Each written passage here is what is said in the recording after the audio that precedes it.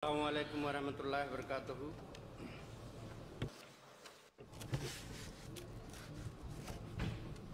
Ashhadu an la ilaha illallah wahdahu la sharika lahu wa ashhadu anna Muhammadan abduhu wa rasuluh.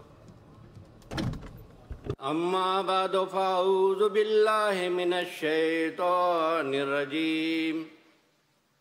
Bismillahirrahmanirrahim. Qul in kuntum tuhibbunallaha fattabi'uni yuhibbukumullah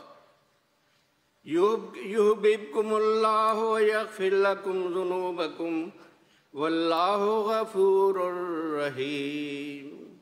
Surah Al-Imran ayat 32. C'est la sourate Al-Imran, verset 32.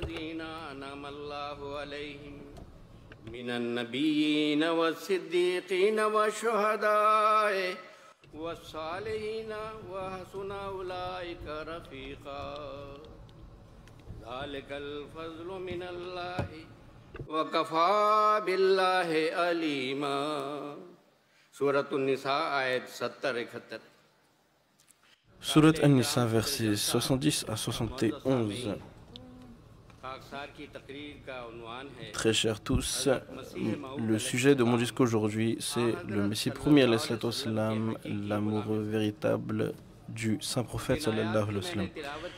Les versets que je viens de réciter, je vous présente la traduction, dit: si vous aimez Allah, alors suivez-moi. Allah vous aimera en retour et vous pardonnera vos péchés. Et Allah est très pardonnant, miséricordieux. Et quiconque obéit à Allah et aux messagers sera du nombre de ceux sur lesquels Allah a répandu ses bienfaits, à savoir les prophètes, les véridiques, les martyrs et les justes. Ce sont là d'excellents compagnons. Cette grâce émane d'Allah et Allah suffit du fait de son omniscience. Dans ces versets, une bonne nouvelle nous a été annoncée. Si nous souhaitons acquérir l'amour d'Allah, il nous incombe d'être entièrement obéissants vers le saint prophète sallallahu alayhi wa sallam. Et quels sont les signes de cet amour? Parmi ces gens, certains atteindront le rang des vertueux, d'autres apparaîtront ayant obtenu le rang des martyrs, d'autres encore apparaîtront en ayant atteint le rang des véridiques, et enfin se manifesteront ceux qui possèdent la perfection spirituelle, lesquels seront également gratifiés dans la récompense du prophétat et recevront une part des perfections du prophétat. Après cette brève introduction, voyons maintenant comment Hazrat Mirza Ghulam Ahmad, le Messie premier, alayhi salam, et l'imam Mahdi, a montré un amour exemplaire et une obéissance parfaite envers son maître et guide, le saint prophète, sallallahu alayhi wa sallam, par son comportement et sa pratique personnelle. En ce qui concerne l'amour et l'affection du saint prophète, sallallahu alayhi wa sallam, exprimés à travers ses paroles, en prose et en vers, les sentiments profonds de son cœur se manifestent dans plus de 80 de ses ouvrages. Mais par respect pour le temps, je ne présenterai que quelques exemples. Dans sa poésie en langue persane, il déclare: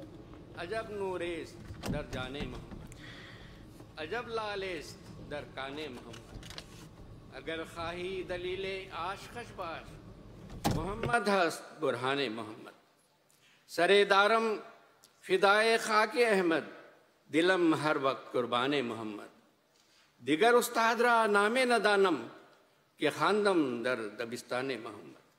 Yani Muhammad sallallahu alaihi wasallam ke wujud mein खुदा ने अजब नूर वदियत कर रखा है और आपकी मुकद्दस कान.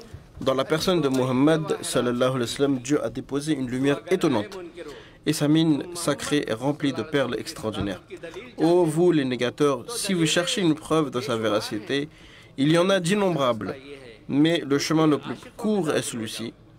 Entrez parmi ses amoureux, car l'existence même de Muhammad sallallahu alayhi wa sallam est la plus grande preuve de sa véracité. Que ma tête et mon cœur soient sacrifiés à tout instant pour ne serait-ce que la poussière de ses pieds. Je ne connais le nom d'aucun autre maître. Je suis seulement un élève de l'école de Muhammad sallallahu alayhi wa sallam. Il dit dans un autre endroit: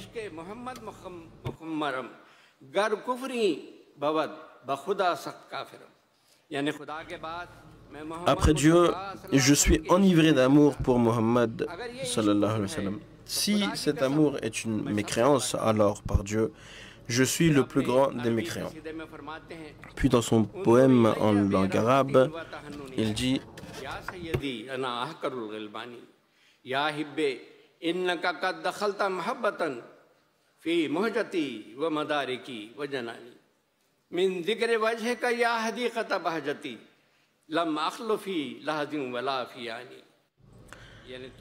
jette donc sur moi un regard de miséricorde et de tendresse, ô mon maître.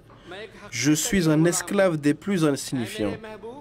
Ô mon bien-aimé, par amour, tu as pénétré dans ma vie, dans mes sens et dans mon cœur. Ô jardin de ma joie, par le souvenir de ton visage, je ne suis resté vide, même pour un instant ou un souffle. Puis dans ses vers en ourdou, exprimant ses sentiments d'amour et de dévotion, il dit: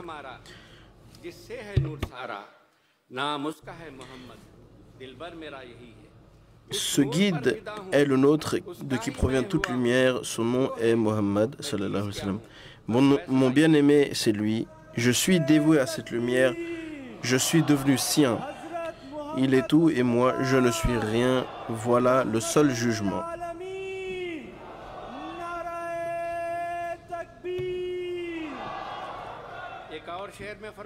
Dans un autre vers, il dit: au-delà de toute supposition et imagination est la grandeur d'Ahmad sallallahu alayhi wa sallam. Voyez, celui qui est son serviteur est le Messie de l'époque. Je vais maintenant présenter quelques extraits en prose des paroles du Messie promis alayhi salatu wassalam. Il dit: cette lumière de plus haut degré qui a été donnée à l'homme, c'est-à-dire à l'homme parfait, elle n'était ni chez les anges, ni dans les étoiles, ni dans la lune, ni même dans le soleil. Elle n'était pas non plus dans les mers et les océans de la terre. Elle ne se trouvait ni dans le rubis, ni dans le corail, ni dans l'émeraude, ni dans le diamant, ni dans la perle. En résumé, elle n'était dans aucune chose terrestre ou céleste. Elle n'était que dans l'homme, c'est-à-dire l'homme parfait, dont l'exemple le plus parfait, le plus accompli, le plus élevé et le plus sublime est notre maître, notre Seigneur, le maître des prophètes, le maître des vivants, Muhammad Mustafa sallallahu alayhi wa sallam. Ensuite, il déclare: lorsque nous regardons avec un œil de justice parmi toute la chaîne du prophétat, nous ne connaissons qu'un seul homme comme étant le prophète au courage le plus élevé, le prophète vivant, le bien-aimé de Dieu au plus haut degré, c'est-à-dire le chef des prophètes, la fierté des messagers, la couronne de tous les envoyés, dont le nom est Muhammad Mustafa et Ahmad Mujtaba sallallahu alayhi wa sallam. Sous son ombre, marcher pendant 10 jours donne une lumière qu'on ne pouvait obtenir pendant 1000 ans avant lui. Je vais maintenant présenter quelques exemples tirés des actions et du caractère du fondateur de la communauté, qui est le véritable serviteur et l'amoureux sincère de Muhammad Mustafa sallallahu alayhi wa sallam.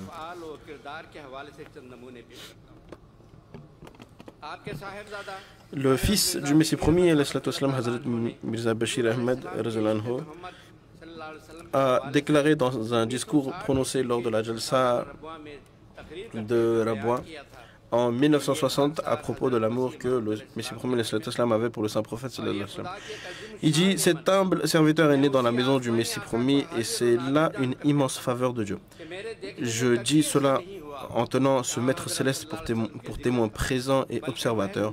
À ma connaissance, jamais je n'ai vu, lors de la mention du saint prophète, voire même simplement l'évocation de son nom, les yeux du Messie premier ne se soit pas embué de larmes. Son cœur, son esprit et même chaque fibre de son corps étaient remplis de l'amour de son maître, le souverain de l'univers, la fierté de toute la création, Muhammad sallallahu alayhi wa sallam. Dans cette continuité, écoutez un autre épisode de cette histoire d'amour. Dans ce monde, les êtres les plus chers s'en vont un jour et leurs proches les pleurent et se souviennent d'eux pendant quelques jours ou quelques mois, ressentant une douleur dans le cœur. Mais quel est donc ce bien-aimé si particulier que 14 siècles se sont écoulés depuis sa disparition? Et pourtant, aujourd'hui encore, un de ces amoureux sincères, rien qu'à l'idée de ces événements déchirants, est submergé de larmes et pleure sans fin. Dans sa solitude, il fredonne ce vers d'un autre amoureux du bien-aimé, sallallahu alayhi wa sallam, Hazrat Hassan bin Sabit qui dit Kunta sawada li nadhiri fa'ami alayka nadhiru man sha'a ba'daka falyamut fa'alayka kuntu uhadhiru, qui veut dire tu étais la prunelle de mon œil et par ta mort mon regard est devenu aveugle. Désormais que quiconque le souhaite meure après toi, car c'est seulement ta mort que je redoutais et elle est venue. Le narrateur, Hazrat Pir Siraj al-Haq Sahib Normani, raconte que lorsque j'ai vu le Messie premier, l'islam marcher seul dans la mosquée de Mubarak, pleurant à chaudes larmes, je me suis inquiété et j'ai demandé à Hazrat, que se passe-t-il? Quel chagrin vous a atteint? Il a répondu, je récitais ce vers de Hassan bin Sabit et dans mon cœur naissait ce désir si seulement ce vers était sorti de ma propre bouche.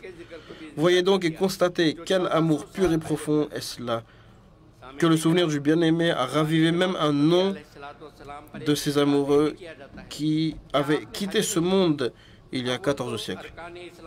Un des reproches adressés au fondateur de la Jamaat est qu'il n'a pas accompli le Hajj. Tout d'abord, parmi les piliers de l'islam, après le credo islamique, la prière, le jeûne et l'aumône, le cinquième pilier est bien sûr le pèlerinage. Mais cette adoration est soumise à plusieurs conditions, qu'on en ait la capacité matérielle, que le chemin soit sûr, etc. Et que ces conditions, tant que ces conditions ne soient pas réunies, le pèlerinage n'est pas obligatoire. Or, le Messie premier, dans son cas, il y avait d'une part de l'insécurité du trajet et d'autre, Dieu lui avait confié des tâches d'une telle grandeur qu'elles étaient en réalité plus prioritaires que le Hajj lui-même. Ce qui compte vraiment, c'est l'état du cœur. Quand l'état du cœur du Messie premier, l'islam a lui-même exprimé dans un de ses vers, il dit, en arabe, il dit « Oh mon bien-aimé, mon corps, sous l'effet de l'extase amoureuse, désire s'envoler vers toi. Ah, si seulement j'avais la capacité de voler. » Dans ce contexte, je vous présente un récit rapporté par le fils du Messie premier, Hazrat Mirza Bashir Ahmed Sahib. Il déclare « Une fois le Messie premier, l'islam était souffrant, il était allongé sur un lit à la maison et Hazrat Ahmad Jan et notre grand-père maternel, Hazrat Mir Nasir Nawab Sahib, était assis à ses côtés. La conversation en vint au sujet du Hajj. Notre grand-mère dit quelque chose comme « Maintenant, les facilités de voyage et les conditions de route s'améliorent. Il faudrait partir pour le Hajj. » Les yeux larmoyants, le Messie premier l'islam les essuyait doucement avec sa main en entendant ces paroles de notre grand-père. Il dit « Effectivement, c'est aussi un profond désir de mon cœur, mais je me demande si j'aurai la force de voir le muselé du saint prophète. » Ceci semble être une simple conversation dans un cadre familial très restreint, mais si on y réfléchit bien, on voit jouer des vagues puissantes d'un océan déchaîné qui était présente dans le cœur pur du Messie premier l'islam. En ce qui concerne l'amour du saint prophète, sallallahu alayhi wa sallam, tout vrai musulman désire accomplir le Hajj, mais essayez d'imaginer l'amour infini de cet être dont l'âme, à la seule idée du Hajj, s'envole tel un papillon vers le muselé du saint prophète, sallallahu alayhi wa sallam. Et là, ses yeux commencent à se fermer, incapables de supporter cette vue. Chers auditeurs, ceux d'entre vous qui portent dans leur poitrine un cœur sensible comprennent bien quelle est la valeur aux yeux d'Allah des sentiments purs de cet amoureux du saint prophète, sallallahu alayhi wa sallam. Et cette vérité est parfaitement reflétée dans le hadith Niyatul mu'mini khayrun min amalihi, qui veut dire l'intention du croyant est meilleure que son action. Car il arrive que parfois une situation rende la noble intention et la sincérité du cœur du croyant plus méritoire encore que l'acte lui-même et qu'elle obtienne un degré d'acceptation plus élevé aux yeux d'Allah. L'amour véritable exige l'obéissance, et l'obéissance que manifestait le Messie premier envers son maître, le saint prophète, était qu'elle avait, avant d'accomplir la moindre action, grande ou petite, il s'assurait toujours, est-ce conforme à la parole d'Allah et son messager? Dans chaque aspect de sa vie, il gardait toujours en vue l'exemple parfait du saint prophète. Même dans les choses qui pouvaient sembler insignifiantes, il ressentait un plaisir profond à suivre son bien-aimé, et y portait une attention tout à fait remarquable. C'est pourquoi je vais maintenant relater deux incidents qui en apparence peuvent sembler très simples, mais montrent bien que le caractère d'un homme se révèle souvent à travers les petits détails. Une fois, lors de l'affaire pénale éprouvante intentée par Maulvi Karamdin, le Messie premier de l'Islam s'est rendu à Gurdaspur. C'était en pleine saison estivale et la nuit était tombée. Pour son repos, on avait préparé un lit sur le toit, couvert d'une maison. Mais en voyant qu'il n'y avait pas ni mur ni parapet autour du toit, le Messie premier de l'Islam, avec un ton de légère réprimande, dit au Khuddam: ne savez-vous donc pas que le saint prophète sallallahu alayhi wa sallam a interdit de dormir sur un toit, crête ou corniche? Et puisque cette maison ne disposait d'aucune cour convenable, il a, malgré la chaleur intense, préféré passer la nuit à l'intérieur d'une chambre fermée, mais il n'a pas dormi sur ce toit sans parapet. Une autre fois, lorsque le Messie premier était dans sa chambre et que quelques invités étaient venus à l'extérieur,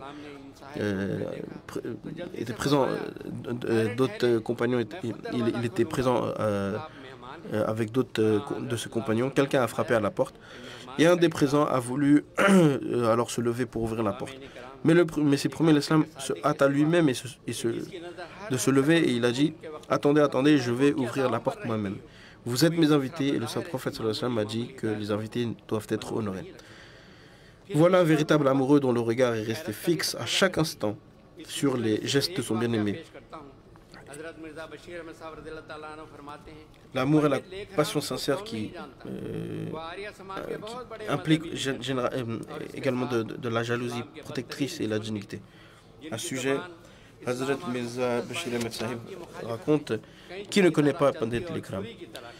Il était l'un des leaders religieux de l'Arya Samaj. Mais en même temps, il comptait parmi les pires ennemis de l'islam dont la langue cinglait l'islam et son fondateur, sallallahu alayhi wa sallam, comme des ciseaux tranchants et blessés comme un couteau. Il passait toute sa vie à s'opposer au Messie promis et à lancer des attaques les plus immondes contre l'islam et son prophète.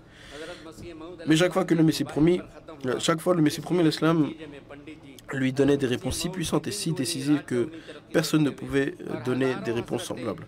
Malgré tout, l'Ikram ne s'arrêtait pas. Finalement, cette confrontation prit fin en duel de prière. Une fois, le Messie premier, lorsqu'il était en voyage, il attendait un train dans une gare et l'Ikram, passant par là, apprit sa présence. Il arriva et il dit, le cœur rempli d'une haine cachée, mais arborant une apparence de gens du monde. Il dit, à ce moment-là, le Messie premier, l'Islam, était en train de faire ses ablutions pour la prière. Et l'Ikram s'approcha et lui adressa un salut de la manière hindoue. Mais le Messie premier, l'Islam, ne lui répondit pas. Comme s'il ne l'avait même pas vu. Alors, le pandit a fait un détour et se plaça de l'autre côté. Et une deuxième fois, le salua et encore et encore. Le Messie premier, l'Islam, resta encore silencieux. Lorsque le pandit repartit, déçu, quelqu'un, pensant peut-être que le Messie premier n'avait pas entendu le salut, il lui fait remarquer, Pandit l'Ikram est passé et vous a salué. Le Messie premier, avec une grande fierté et dignité, répondit, il insulte notre maître bien-aimé et il vient me saluer moi. Ceci est la parole d'un homme qui était une grande miséricorde incarnée pour toutes les catégories de gens.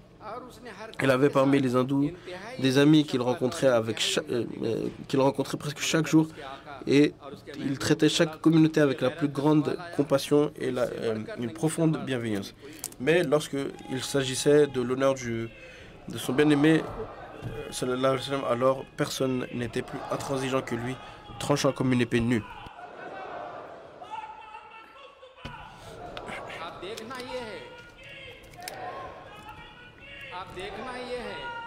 Maintenant, voyons ceci.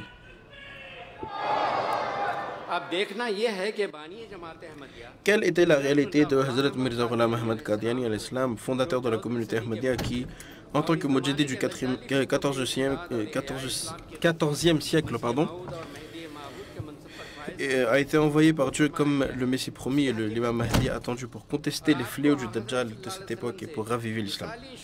En conséquence de son amour exemplaire et profond pour le saint prophète sallallahu alayhi wa sallam, et de son obéissance parfaite, conformément au verset de la sourate An-Nisa que j'ai récité au début, quel rang spirituel élevé parmi les 4 catégories mentionnées dans ce verset lui a été accordé par Dieu. Dans ce contexte, il est fondamental de comprendre et bien mémoriser un point essentiel. Selon le Saint-Coran, les hadiths et les grands dires des saints de l'islam, le rang et la fonction du Messie promis et l'imam Mahdi ont été définis comme suit. Cet imam du temps recevra de la part d'Allah la révélation divine, des inspirations célestes et jouira d'un dialogue abondant avec Dieu. Et ce privilège spirituel, selon la terminologie de la charia, est désigné comme étant le rang du prophète. Et tout cet honneur et toute cette grâce divine lui ont été accordés uniquement comme fruit de son amour exemplaire et de son obéissance parfaite envers le saint prophète. Pour mieux comprendre ce point, je vais maintenant vous présenter quelques citations du Messie promis lui-même. Il dit: je jure par ce même Dieu que, tout comme il a parlé avec Abraham, ensuite avec Ishaq, Ismaïl, Yacoub, Yusuf, Moussa et le Messie, donc Jésus lui-même, le fils de Marie, et en dernier lieu, il a parlé avec notre bien-aimé prophète sallallahu alayhi wa sallam de la manière la plus claire et avec la révélation la plus pure. De même, il m'a aussi accordé le privilège de converser avec lui. Mais ce privilège, je ne l'ai obtenu que grâce à la suggestion au saint prophète sallallahu alayhi wa sallam. Si je n'appartenais pas à sa Ummah, si je ne suivais pas ses pas, alors même si mes œuvres avaient été aussi nombreuses que les montagnes, je n'aurais jamais pu atteindre ce rang de communication et de dialogue avec lui. Il dit clairement: Allah exalté soit son nom, a fait du saint prophète sallallahu alayhi wa sallam le détenteur du sceau, c'est-à-dire il lui a accordé le sceau pour le rayonnement des perfections, sceau qui n'a été donné à aucun autre prophète. C'est pour cette raison que son nom a été établi comme Khatamun Nabiyyin, le sceau des prophètes. C'est-à-dire que sa parfaite obéissance confère les perfections du prophétat et son attention spirituelle fait naître des prophètes. Et c'est cette puissance spirituelle, aucun autre prophète ne l'a reçue. De même, il dit: je dis avec une certitude grande et une grande revendication que les perfections du prophétat se sont achevées sur le saint prophète. C'est un menteur et un calomniateur celui qui, en opposition à lui, tente d'établir un quelconque autre ou nouveau système et présente une vérité séparée de son prophétat et qui abandonne la source de son prophétat. Je déclare ouvertement qu'il est maudit celui qui, après le saint prophète sallallahu alayhi wa sallam, croit en quelqu'un d'autre comme prophète et brise ainsi les sceaux de son prophétat. C'est précisément pour cette raison qu'aucun prophète ne peut venir après le saint prophète sallallahu alayhi wa sallam s'il ne porte pas le même sceau de son prophétat. Les autres musulmans qui ne partagent pas notre avis ont commis cette erreur. Ils brisent le sceau du prophétat et font descendre du ciel un prophète israélite. Mais moi, je dis que ce n'est là qu'un simple reflet de la force spirituelle du saint prophète, de la manière et de la permanence éternelle de son prophétat, que même après 13 siècles, c'est un Messie qui vient dans sa propre Ummah porteur du même sceau prophétique. Si cette croyance constitue de la mécréance, alors je la chéris.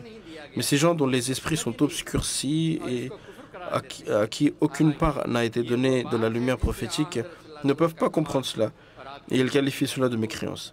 Alors qu'en vérité, cette réalité est celle qui prouve la perfection du saint prophète sallallahu alayhi wa sallam et témoin de sa vie spirituelle éternelle. De cette même façon, à un autre endroit, le Messie promis dit: j'ai reçu 2 noms de la part de Dieu.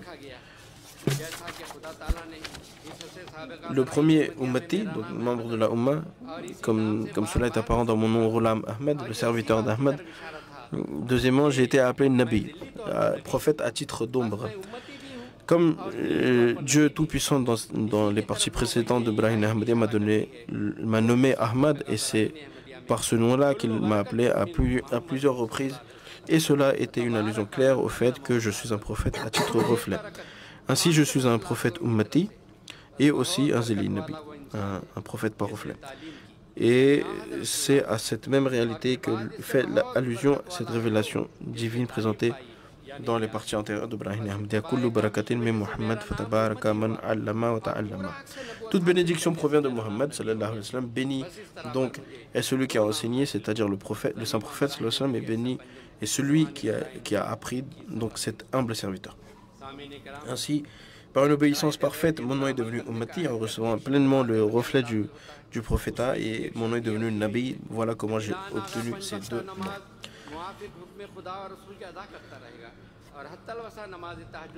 Parmi les conditions de la bay'a, les conditions sur lesquelles une personne s'engage au moment d'entrer dans la Jamaat, l'une d'entre elles stipule qu'il observera sans exception les 5 prières quotidiennes conformément au commandement et de son messager. Et il s'efforcera autant que possible de prier également le tahajjud. Il enverra régulièrement les bénédictions sur le saint prophète sallallahu alayhi wa sallam. Il demandera pardon pour ses péchés chaque jour et il s'habituera à faire le istighfar. Il fera du souvenir des bienfaits divins un exercice quotidien et avec un amour et une reconnaissance. Il fera de la louange et des remerciements envers Dieu son dhikr quotidien. L'homme, un homme, après avoir fait la bay'a, a demandé Huzour, pourriez-vous me recommander un wazifa, une invocation à réciter? Le Messie premier l'Islam répondit récite tes prières avec soin et beauté, car la solution de toute difficulté se trouve là. C'est là que résident tous les plaisirs et tous les trésors spirituels. Observe les jeûnes avec sincérité, fais l'aumône, récite abondamment le duroud sur le prophète sallallahu alayhi wa sallam, pratique l'istighfar. Quelqu'un a raconté, une fois j'étais avec le Messie premier l'Islam, que mon père qui suivait la voie Chishtiya, donc c'est une branche du soufisme, avant mon entrée dans l'Ahmadiyya, j'étais moi aussi attiré par les wazaïf soufis, et je le suis encore un peu. Donc je lui ai demandé, recommandez-moi un wazifa pour que je puisse réciter régulièrement. Il a répondu avec simplicité, chez nous il n'y a pas de wazifa particulier, mais faites beaucoup l'istighfar et souvenez-vous abondamment des faveurs du saint prophète sallallahu alayhi wa sallam et récitez fréquemment le duroud.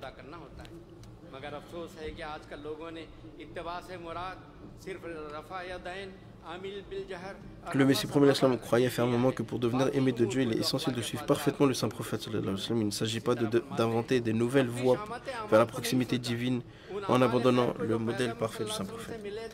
Il déclare à ce sujet, le Messie premier, l'amour parfait de Dieu ne peut naître dans le cœur de l'homme tant qu'il ne prend pas les nobles mœurs de la conduite du saint prophète sallallahu alayhi wa sallam comme guide. Devenir aimé de Dieu nécessite donc de suivre le saint prophète sallallahu alayhi wa sallam. La vraie obéissance signifie incarner en soi ces qualités morales sublimes. Mais hélas, de nos jours, les gens réduisent la notion de suivre le prophète à de simples gestes rituels comme le soulever des mains lors de la prière ou dire Amin à haute voix ou le mouvement du doigt pendant la prière. Quant à ces hautes vertus morales, ils les ont complètement négligées. Il déclare également ils n'ont pas réfléchi aux conséquences de leurs propres mauvaises actions. Les bonnes œuvres qu'ils avaient reçues du prophète, ils les ont abandonnées. Et à leur place, ils ont introduit des invocations et des litanies inventées de leur propre chef. Ils ont considéré comme suffisant le simple fait de mémoriser quelques poèmes soufis. Ils tombent en transe sur les kawali de Boulisha. Il a été observé que certains, dans ces assemblées de chants et de danse spirituelle, enlèvent volontairement leur turban en disant dès qu'on s'assied dans l'assemblée de tels maîtres spirituels, l'extase nous saisit. C'est ce genre d'innovation et de pratiques inventées qui ont vu le jour. Je pose la question à ces opposants qui sont de grands chefs spirituels détenteurs de lignées soufis et d'autorité dans leur cercle. Le prophète de Dieu, Mohammed sallallahu alayhi wa sallam, avait-il oublié vos invocations et vos exercices spirituels, vos retraites, vos pratiques, de suspendre un membre ou de suspendre un envers? C'est vraiment cela le chemin de la vérité vers la reconnaissance spirituelle. D'un côté, ces gens à la nature injuste portent contre moi cette calomnie, comme si je revendiquais un prophétat indépendant qui serait un prophétat séparé de celui du saint prophète. De l'autre côté, ils ne prêtent aucune attention à leur propre action, car en réalité, ce sont eux-mêmes qui revendiquent un faux prophète lorsqu'ils instaurent une nouvelle loi contraire au saint prophète sallallahu alayhi wa sallam. Maintenant, si quelqu'un a dans son cœur un minimum de justice et de crainte de Dieu, qu'il me dise clairement, est-ce que nous ajoutons ou retranchons quoi que ce soit à l'enseignement pur et à la pratique du saint prophète sallallahu alayhi wa sallam? Au contraire, c'est selon le même Saint-Coran que nous enseignons, et c'est le saint prophète sallallahu alayhi wa sallam que nous reconnaissons comme notre guide et notre autorité suprême.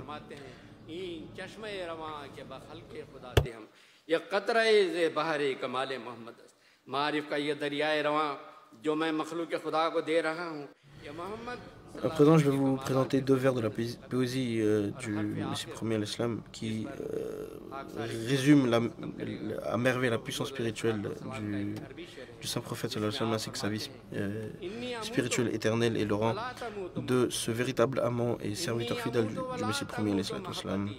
Il dit, en vérité, c'est par sa revivification que j'ai été revivifié. Gloire à Dieu, quel miracle, et comme il m'a merveilleusement fait revivre. Dans un autre, il dit, c'est le rang élevé et sublime.